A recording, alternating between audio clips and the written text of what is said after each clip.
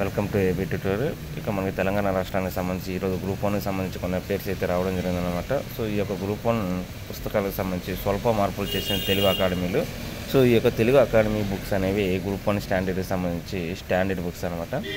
So ఇక్కడ వచ్చేవాటికి maximum ఎటువంటి mistakes లేకుండా గవర్నమెంట్ వీటిని ప్రింట్ చేయడం జరుగుతుంది. ఇక్కడ వచ్చేవాటికి 1.5 రోజుల వ్యవధిలో 1,00,000 పుస్తకాలు వీటిని విక్రయాలు అయితే జరిగిందనమాట. సో ప్రధానంగా తెలుగు అకాడమీలో మనకి చోటు చేసుకున్న మార్పులు ఏమిటంటే, ఇక్కడ తెలంగాణ జాగ్రఫీ ఎకానమీ బుక్స్లో వర్తమాన అంశాలకు చోటు కల్పించారనమాట. కొత్తగా వీరు తీసుకొచ్చింది. అదేవిధంగా తెలుగు అకాడమీ కసరత్తు పూర్తి చేసింది. ఇప్పుడే తెలంగాణ జాగ్రఫీ పుస్తకం అందుబాటులో ఎకానమీ పుస్తకం సిద్ధమవుతుంది. ఇంకా 10 రోజుల్లో ఈ పుస్తకం ముద్రణ పూర్తయి అందుబాటులోకి రానుంది. ఇటీవలే తెలంగాణ రాష్ట్ర వ్యాప్తంగా రిలీజ్ చేసినట్టు 503 గ్రూప్ 1 పోస్టులకి నోటిఫికేషన్ అయితే విడుదల చేసిన విషయం మనందరికీ తెలిసిందనమాట. అదేవిధంగా si&constable సంబంధించి కూడా రిలీజ్ చేయడం జరిగింది. సో వాటికి ప్రిపేర్ అయ్యే వాళ్ళు కూడా వీటిని ఫాలో అవ్వచ్చు అనమాట.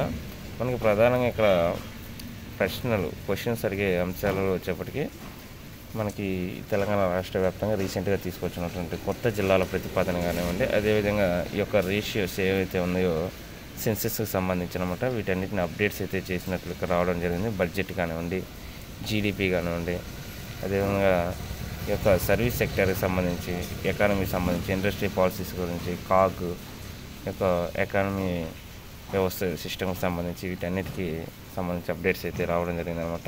ఇదిగోండి ఇక్కడ తెలంగాణ గ్రూప్ 1 పుస్తకాల్లో స్వల్ప మార్పులు 10 రోజుల్లో అందుబాటులోకి తెలుగు అకాడమీ బుక్స్. గ్రూప్ 1కు 64,738 దరఖాస్తులు అంటూ కూడా దీనికి సంబంధించి రావడం జరిగిందంట. సో ఈ యొక్క ఓటీపీఆర్ గురించి కూడా మనం గతంలో చెప్పడం జరిగిందనమాట. ఇక న్యూ చేంజెస్ అనేవి ఏ విధంగా ఉన్నాయంటే, ఇదిగోండి మనం చెప్పిన విధంగానే జీడిపిగా ఉండండి, అదేవిధంగా తలసరి ఆదాయ గణాంకాలు, service sector trends, industry policies సంబంధించి సేమ్ అవేనండి. మొత్తం ఇక్కడ క్లియర్గా ఇవ్వడం జరిగింది.